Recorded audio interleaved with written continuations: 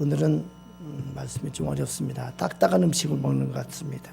그래서 더더욱 기도했습니다.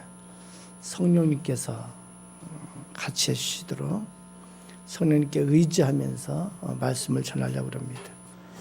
여러분, 이 시간 여러분 가운데 성령께서 임하셔서 지혜의 성령님께서 말씀을 잘 알아듣도록 그렇게 해주시기를 간절히 바랍니다. 우리가 성경에서 마태복음, 마가복음, 누가복음, 요한복음을 사복음서라고 그렇게 말합니다. 근데 그 쓴 사람을 보면은 마태, 마가, 누가, 요한인데 마태는 예수님의 제자입니다. 요한도 예수님의 제자입니다. 요한은 예수님의 제자 중에서도 예수님과 아주 밀접했던, 가까이 있던 제자입니다. 그래서 이분들이 성경을 쓴 것은 이해가 되는데 마가가 성경을 썼어요. 마가가 예수님에 대해서 이 복음서를 썼는데 마가가 어떤 사람이냐면은 마가는 베드로의 그 예수님의 수제자 베드로의 비서이자 통역가의 그런 역할을 했습니다.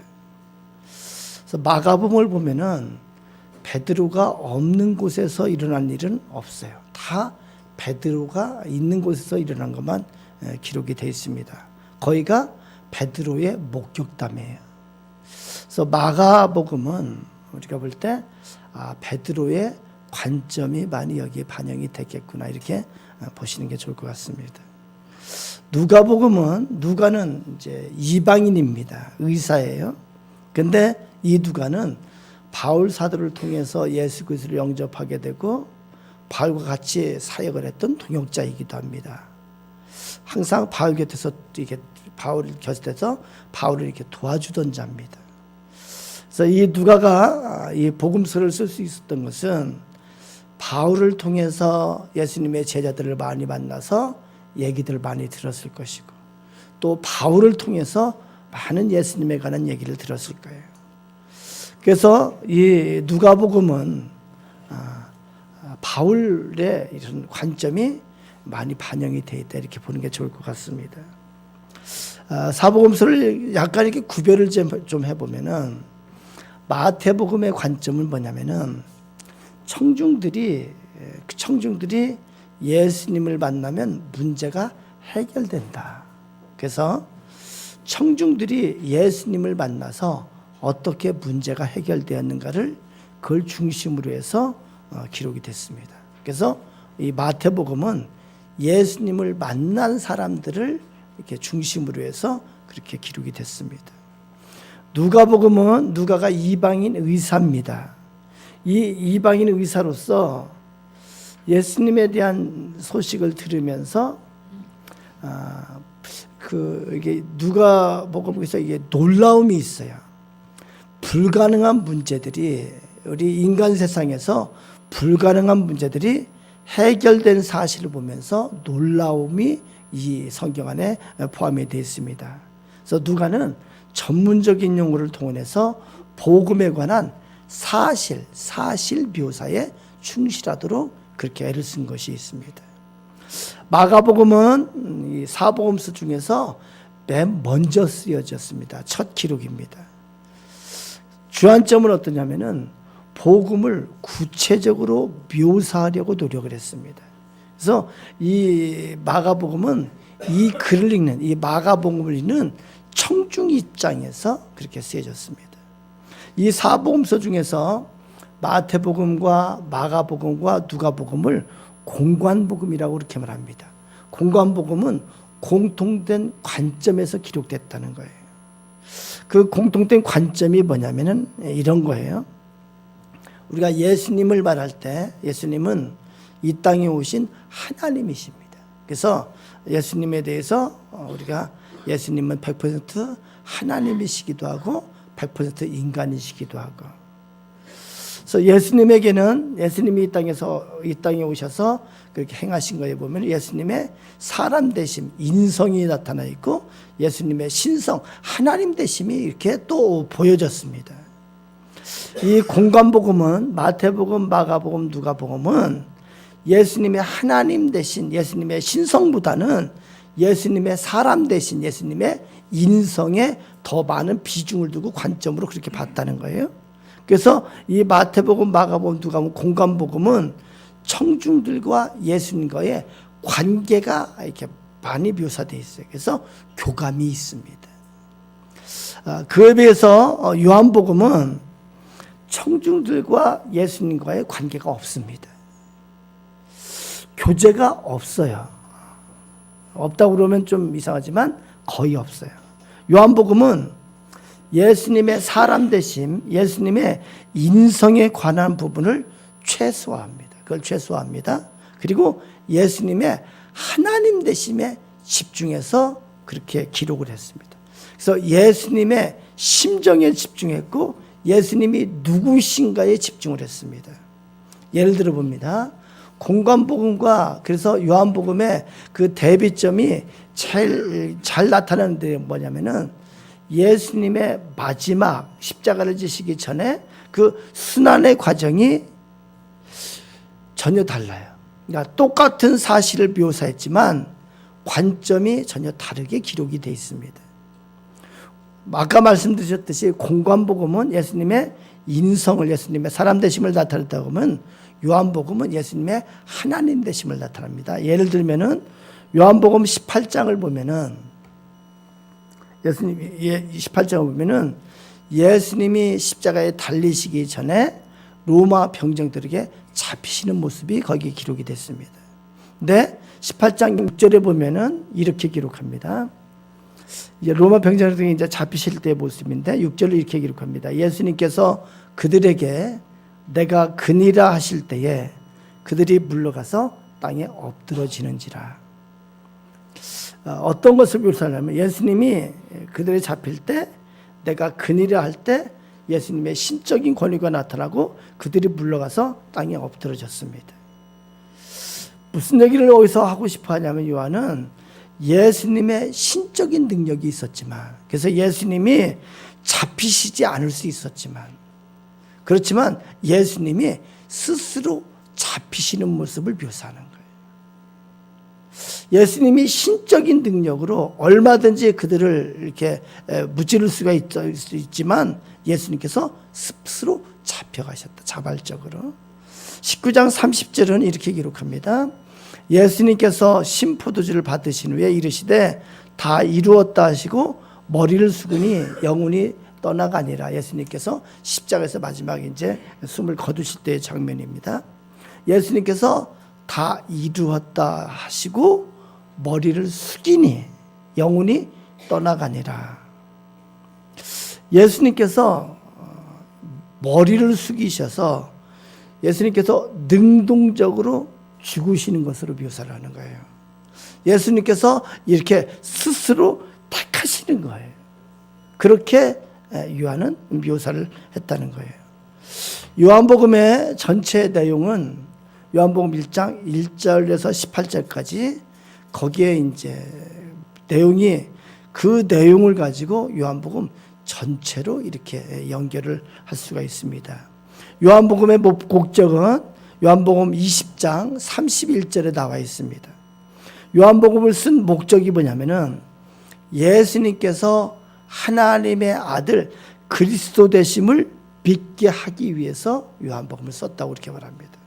또한 그 이름을 힘입어 생명을 얻게 하기 위해서 이 요한복음을 썼다고 요한 사도는 성경에서 그렇게 밝히고 있습니다. 요한복음은 하나님께서 예수 그리스도 통해서 하나님의 영광을 우리에게 보여주신 것을 나타내기 위함이에요. 예수 그리스도의 영광을 우리에게 보여주시기 위해서 요한복음이 쓰여진 걸로 그렇게 보면 되겠습니다.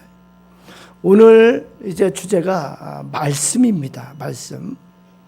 이 말씀의 핵심적인 뜻이 뭐냐면은 보이지 않는 실체를 나타내는 거예요. 말씀, 하나님의 말씀이라는 게 뭐 그런 뜻이 뭐냐면은 말씀 하나님이신데 하나님은 이 세상에 형상으로 존재하지 않는다는 거예요. 하나님은 인간 차원의 어떤 형상으로도 하나님을 묘사할 수 없다는 거예요. 그건 다 바꿔 말하면은 하나님은 인간 차원의 이 세상 차원의 어떤 형상으로도 하나님을 제한할 수 없다는 거예요.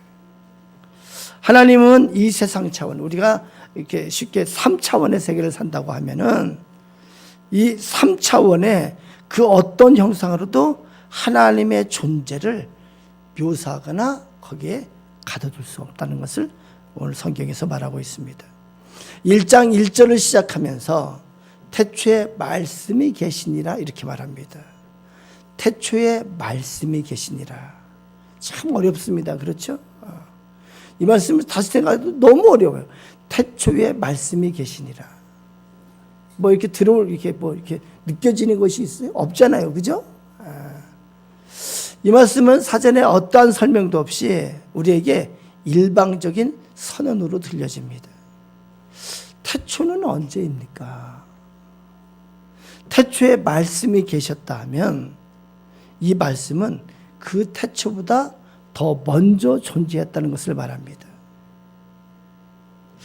여기 이렇게 태초에 말씀이 계시니라. 그러면은 창조 이전의 사실을 또한 알고 있는 여기에 이 주인공이 그가 도대체 누구일까요? 1, 2절을 다시 보면은 이렇게 기록합니다. 태초에 말씀이 계시니라. 이 말씀이 하나님과 함께 계셨으니 이 말씀은 곧 하나님이시니라. 그가 태초에 하나님과 함께 계셨고. 이 말씀이 다시 말씀드리지만 참으로 어려운 말씀이에요.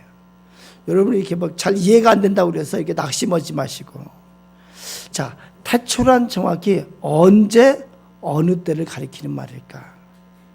여기서 태초부터 계신 말씀은 누구를 지칭하는 것일까?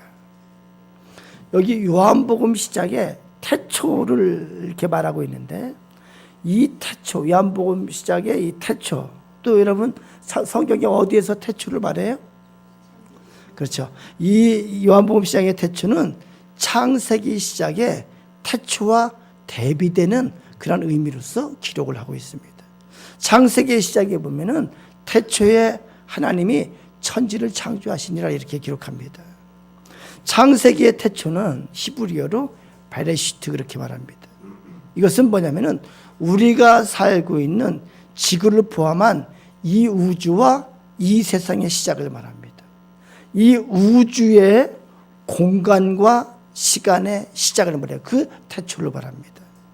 그에 비해서 요한복음의 태초는 이 태초는 헬라어로 엔 아르케 그렇게 말합니다. 이것은 창세기 1장에 그 시간의 개념을 초월하는 의미로서, 그래서 시간과 공간이 창조되기 이전이란 뜻의 그런 태초입니다. 우리가 차원으로 다시 말하면은 우리가 이 세상 살아가는 이 세상을 3차원의 세계로 본다고 그러면은 창세기의 태초는 우리의 이 3차원의 세상의 시작을 말하는 그런 태초로서의 그런 태초를 말하는 것이고, 요한복음의 태초는 우리가 사는 이 3차원의 세상 그 이전의 시작, 훨씬 더 높은 차원, 그 영적인 차원, 그 차원의 존재를 여기서 말하는 거예요. 그래서 이 세상의 그 태초보다도 그 앞선 태초를 우리에게 말하고 있는 겁니다. 그래서 말씀은 이 세상의 태초보다 먼저 계시는 하나님이심을 말하는 거예요. 말씀이 하나님과 함께 계셨다는 말은 하나님의 실존을, 하나님의 존재하심을 스스로 밝히시는 부분입니다. 하나님은 창조주십니다. 그 어떤 피조물도 창조주보다 먼저 존재할 수가 없습니다. 그러므로 하나님 스스로 하나님의 존재하심을, 스스로 존재하심을 밝히시는 것입니다. 여기에서 말씀이라고 그럴 때 이 말씀은 예수님에 대한 별칭이에요. 여기에서 요한 사도는 예수님에 관해서 말하고 싶어 합니다. 요한은 예수님은 말씀이다 이렇게 말하고 싶은 거예요. 중요한 것은 그 말씀이 하나님과 함께 계셨다는 부분입니다. 이것은 예수님이 하나님이시라는 그 증거를 말하는 것입니다. 우리가 하나님을 말할 때 일반적으로 삼위일체 하나님으로 그렇게 말합니다. 여러분 잘 들으시고 이렇게 깨닫는 여러분에게 지혜가 있기를 바랍니다. 삼위일체 하나님을 말하는데, 그래서 자칫하면은 삼위, 성부 하나님, 성자 하나님, 성령 하나님을 이렇게 구분해서 삼위로서 그렇게 이제 구분해서 하나님을 아는데, 자칫하면은 우리가 간과하는 것이 뭐냐면은 그 삼위 하나님을 그렇게 구분해서 알다가 일체가 되신 하나님을 놓치기가 참 쉽습니다. 제가 얼마 전에 세미나에 참석했는데 그 신학자가 그 얘기하는 걸 듣고 제가 참 은혜가 됐는데, 신약에서 큐리오스라고 그렇게 말할 때 그 큐리오스는 주님, 로드, 이게 주님을 말하는데, 이 큐리오스의 본래의 의미가 뭐냐면은 여호와 하나님을 말하는 거예요. 그러니까 예수 그리스도는 여호와 하나님이신 것을 또한 성경은 그렇게 말하고 있습니다. 제가 다 말씀드리고 싶은 것은 우리가 성부 하나님, 성령 하나님, 성자 하나님을 구분하는 것도 역할을 삼위도 그 있지만 일체가 되시는, 서로 하나가 되시는 그 하나님도 우리가 간과해서는 안 된다는 거예요. 그렇다면 왜 하나님을 말씀이라고 하실까요? 왜 하나님을 말씀이라고 하실까? 그 이유는요, 하나님께서는 형상, 즉 우리의 눈에 보이는 어떤 형상으로도 존재하지 않으시고, 그분은 말씀, 곧 그의 말씀으로 그분이 누구신가를 알게 하시기 때문에 말씀이라고 그렇게 말하는 거예요. 다시 한번 말씀드리면은 하나님은 높은 차원의 실존이신데, 이 하나님의 실존을 낮은 차원, 3차원의 그 어떤 형상으로도 묘사할 수 없고 보여줄 수가 없다고 그렇게 말하는 거예요. 그래서 그 말씀이신 하나님께서 자신을 직접 보여주시기 위해서 이 땅에 오셨습니다. 그분이 바로 예수님이십니다. 그분이 바로 예수 그리스도십니다. 예수님은 육체를 입고 이 땅에 오셨지만, 또한 예수님의 입에서 나오는 말씀으로 예수님이 하나님이심을 또한 스스로 밝히시리라는 그런 의미이기도 합니다. 여러분 잘 이해되기를 바랍니다. 너무 어렵죠? 꼭 제가 하다 보니까 뭐 신학대학원, 대학원에서 강의하는 것 같은데, 그 예수님은 태초부터 계셨습니다. 이 세상의 시작 이전부터 계셨습니다. 그 예수님은 하나님이시기에 하나님과 함께 계셨습니다. 그 예수님은 모든 만물을 지으신 창조주이십니다. 3절에 만물이 그로 말미암아 지은 바 되었다 이렇게 말합니다. 눈에 보이는 이 세상, 눈에 보이는 이 창조 세계는 그 자체로 창조주가 계심을 보여주고 있어요. 그 자체로 창조주에 대해서 증명을 하고 있습니다. 눈에 보이는 이 세계는 눈에 보이지 않는 창조주 하나님의 실존을 보여주는 증거이기도 합니다. 사랑하는 여러분, 이 세상의 사람들은 하나님을 형상화하려는 노력을 끊임없이 지속하고 있습니다. 누구나 다. 왜 그럴까요? 그것은요, 이 세상, 이 3차원의 이 세계만 가지고는 이 세상의 시작에 대한 질문을 해결할 길이 없기 때문에 그렇습니다.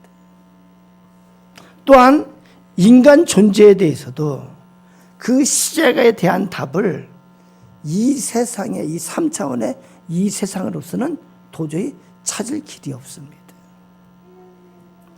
우리 각자 나라는 존재는 그 시작을 이 3차원의 이 존재 자체로, 이 3차원의 세계의 그 무엇으로도 나라는 존재의 시작을 알 수가 없고 그것을 해결할 방법이 없다는 거예요. 영적인 존재, 창조주의 존재, 훨씬 높은 차원의 하나님 세계를 인정하지 않고서는 이 세상의 시작, 태초에 대한 해답은 결코 구할 수 없습니다.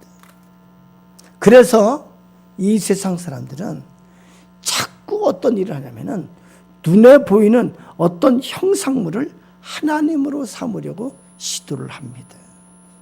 그것이 사람을 통해서 찾으려고 할 때는 이단의 교주로, 그리고 다른 형체로만 이렇게 찾으려 할 때는 그것을 우상의 그런 형상으로. 이것이 자연스러운 현상입니다. 왜요? 하나님은 눈에 보이지 않기 때문에 그렇습니다.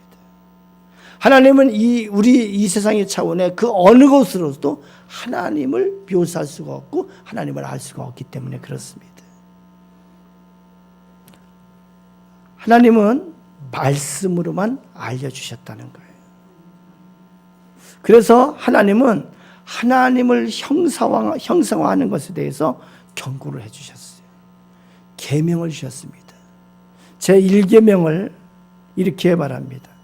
하나님께서 주신 제1계명에 너는 나 외에는 다른 신들을 내게 두지 말라, 그렇게 말씀하십니다. 제2계명은 너를 위하여 새긴 우상을 만들지 말고 또 위로 하늘에 있는 것이나 땅 아래 물속에 있는 것에 어떤 형상도 만들지 말며 그것들에게 절하지 말며 그것들을 섬기지 말라. 하나님을 모르는 자들은, 하나님을 믿지 않는 자들은 끊임없이 형상화를 해요. 왜요?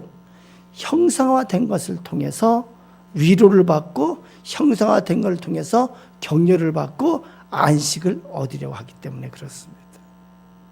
하나님께서는 이것을 지속하는 것에 대해서 경고를 하셨어요. 이 10계명을 통해서 가장 중요하게 1, 2계명을 통해서 경고하시고 이것이 지속되는 것에 대해서 하나님께서 심판하시겠다고 그렇게 하나님께서 경고를 하셨습니다. 어떻게 해야 될까요? 끊어야 돼요. 어떻게 끊을 수 있을까요? 하나님은 말씀이시라고 말합니다. 그래서 말씀을 통해서 하나님을 알아가는 것이 방법이에요. 그 길밖에 하나님을 올바로 알 수 있는 것이 없습니다. 또한 사람들은 자신의 이미지 속에 담겨진 하나님을 생각하고 하나님을 그리고 하나님을 이미지화하고 그렇게 하나님을 신앙하려고 합니다. 자신의 생각 속에 자신의 마음 속에 만들어진 하나님이 있어요. 이것도 우상입니다.